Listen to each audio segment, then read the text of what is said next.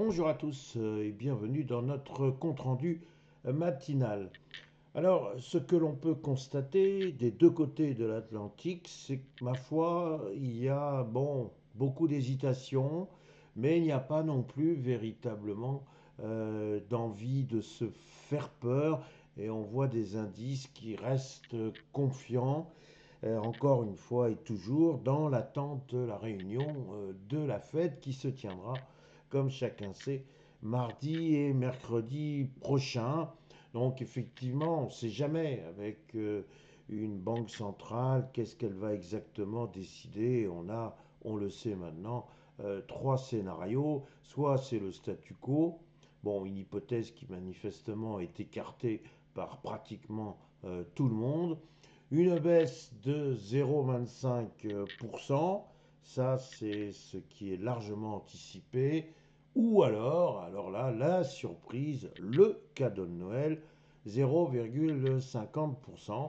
Et ces 0,50%, eh bien, il y a quelques adeptes au sein de la Fed, notamment Monsieur Hassett, qui serait celui qui va bientôt remplacer Monsieur Jérôme Powell. Alors, c'est effectivement ça le véritable suspense, mais pour l'instant, les opérateurs en restent à l'hypothèse médiane, à savoir une baisse de 0,25% des taux.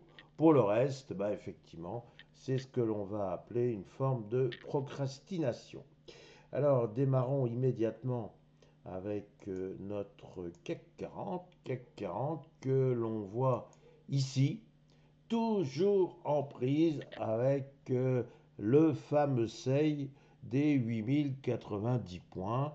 J'ai donc titré Que faire?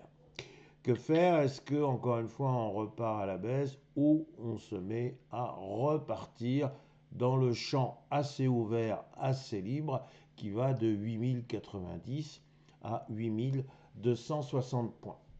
Donc voilà, on n'est pas devin, on n'est pas Madame Irma, on n'a pas de boule de cristal. Il faut simplement constater qu'il y a une petite bougie verte, mais cette petite bougie verte, elle est encore faiblarde puisqu'elle ne clôture pas au-dessus de cette petite résistance, cet obstacle à 8092.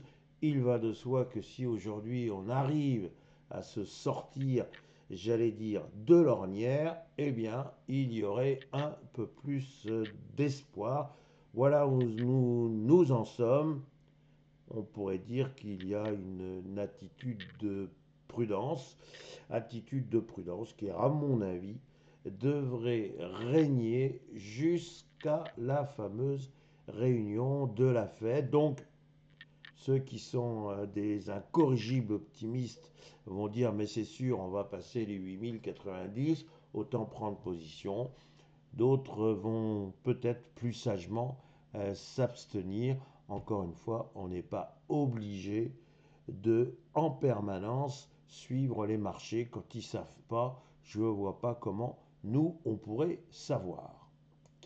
Sur notre S&P 500, les choses sont plus lisibles puisque nous avons incontestablement une belle bougie verte qui va englober la précédente. Vous vous souvenez que hier et avant-hier, j'ai signalé la présence de deux étoiles Doji en vous disant c'est généralement des précurseurs d'une tendance. Alors, vous allez dire bah oui, vous n'avez pas dit grand-chose.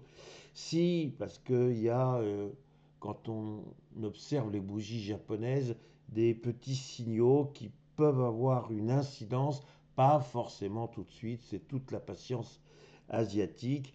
Donc ces deux bougies étaient peut-être des précurseurs d'une tendance. Si c'est vrai, on voit bien que la tendance serait plutôt haussière et que donc nous aurions là aussi un champ assez large, assez libre pour aller rejoindre les plus hauts historiques, à savoir les 6920 points.